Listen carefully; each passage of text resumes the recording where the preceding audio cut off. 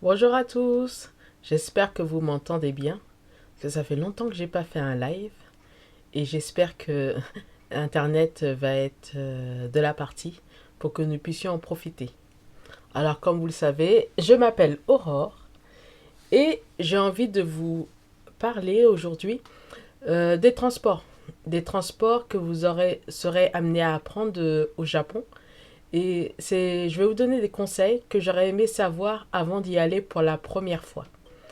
Alors, si vous êtes prêts, je vais commencer avec vous sur les transports. Alors, tout d'abord, je vais le découper en deux parties. La première partie, c'est à l'intérieur des villes. Vous voyez, le déplacement se fait en différentes façons, mais en vous les décrivant à l'intérieur des villes, ça va vous permettre de pouvoir comprendre le lien entre le déplacement entre plusieurs villes. Car quand vous saurez comment faire quand vous êtes dans une ville A, comment se déplacer à l'intérieur de cette ville et aller à la ville B, vous pourrez savoir aussi comment vous déplacer dans la ville B. Alors, pour commencer, je vais vous parler directement du déplacement à l'intérieur des villes. Alors, le premier déplacement qu'on a à l'intérieur des villes, et je suis sûr que vous serez d'accord avec moi, c'est se déplacer à pied.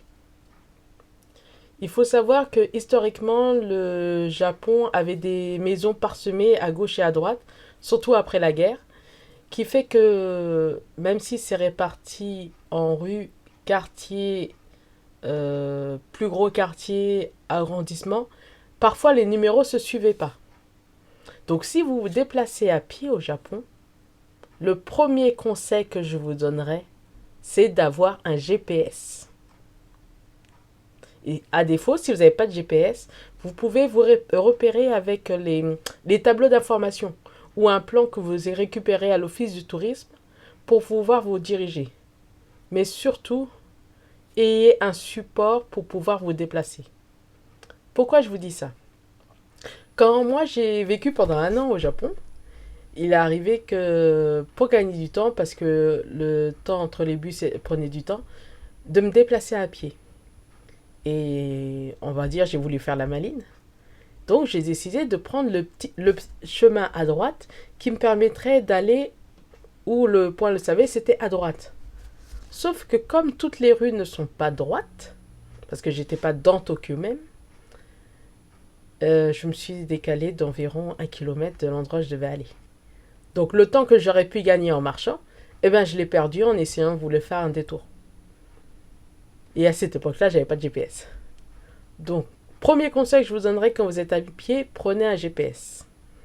Basez-vous sur quelque chose de fixe pour vous repérer. Donc, quand je dis de fixe, ce serait un monument touristique, par exemple, connu.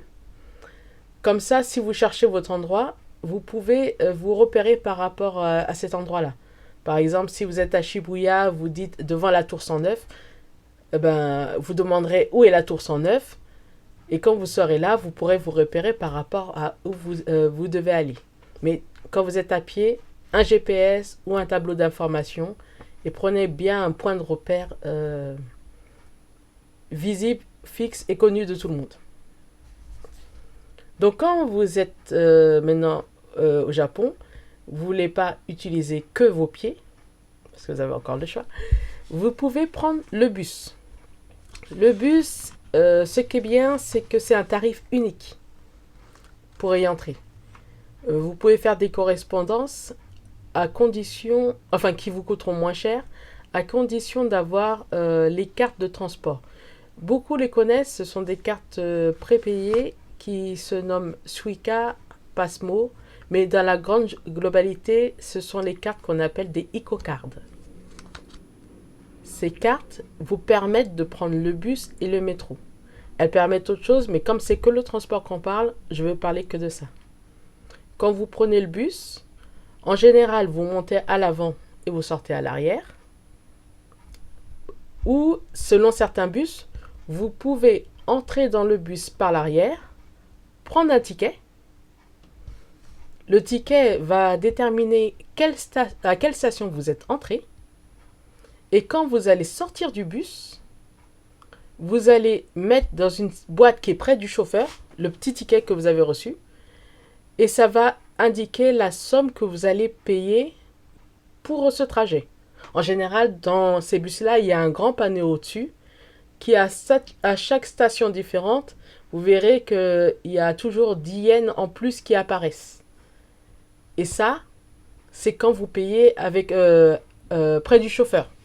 Vous pouvez payer à la fois en espèces et avec la carte Passmo, Suicard, les EcoCard. Par contre, faites attention. Vérifiez bien où il y ait toujours des espèces. Et si vous avez un trop gros billet, demandez à faire la monnaie avant de mettre l'argent dans la machine. Car sinon, ce sera perdu. Je l'ai vécu, je vous préviens. Donc, vous pouvez vous dépasser en bus. Le point négatif des bus, c'est même pas... Comment dire ça? Le fait que vous pouvez tomber dans les embouteillages, c'est que il fera plein de détours pour arriver à un point A et un point B, qui fait que le plus simple pour vous serait d'aller directement en métro. Et le métro, c'est un des transports que je vous conseille le plus. Pourquoi je vous conseille le métro? Parce que c'est très simple, c'est beaucoup plus facile. C'est à peu près la même configuration que dans les pays les plus touristiques du monde. Vous allez à un point A à un point B, vous aurez peut-être à marcher pour arriver à l'endroit touristique, mais c'est beaucoup plus facile pour se repérer. Attention au Japon, les couloirs de correspondance peuvent être très longs. Très très longs. Et vous avez un sens à faire. Vous devez aller du côté... S'il y a un côté monté, tout le monde marche de ce côté-là. Jouez pas les malins à passer à travers les gens. Ça ne sert à rien. À part vous allez être bloqué et on va vous respecter dessus. Il y a la file qui vous dit serrez votre droite. Vous serrez votre droite. Ça sert à rien. Et même quand il n'y a pas de monde, il y a la queue, serrez votre droite. Vous prenez l'escalator si vous voulez. Mais il y a un sens. Ensuite, quand vous entrez dans le métro, il y a une file. Par contre, petite particularité dans les métros japonais. Les métros japonais peuvent parfois à certains endroits s'assimiler à des RER. À certains endroits, elles font toutes les stations. À d'autres, elles s'arrêteront à certaines stations. Donc vérifiez bien quelle est la destination de votre métro. Parce qu'arrivé à une certaine limite, le métro n'est plus un métro, ça devient comme un RER. Donc, vous étonnez pas, quand vous faites la file, vous verrez au sol, il y a plusieurs types de trains. Vérifiez celui que vous devez prendre. Vous avez des ronds, des triangles, vérifiez. Et quand vous faites la queue, vérifiez où vous faites la queue. Parce que si vous mettez dans la file où les gens prennent le métro express, vous verrez qu'ils ne bougent pas pour entrer dans le métro. Alors que tout le monde a déjà commencé à rentrer. Et le temps que vous arrivez, la porte peut se fermer devant vous. Et en général, il y a une personne qui vous bloquera pour dire on ne rentre pas quand ça sonne. On n'est pas à Paris, quoi. Donc faites attention. Autre possibilité, quand vous êtes dans la ville, c'est vous déplacer à vélo. Mais c'est les vélos, je ne me rappelle plus les vélos rouges qui existent à Paris, c'est comme les Vélib. Ça existe maintenant. Donc c'est aussi une autre possibilité. Mais si vous prenez, premièrement, faites attention où vous le garez, parce qu'on ne gare pas son vélo n'importe où à Tokyo, enfin dans n'importe quelle ville du Japon, et à l'heure que vous prenez. Et donc pour tous les transports, soit l'espèce, soit les cartes EcoCard. Et pour les vélos, vous pouvez même le valider avec votre téléphone. Donc profitez-en. Donc là, c'est à l'intérieur de la ville. Maintenant, si vous devez vous déplacer à l'extérieur de la ville,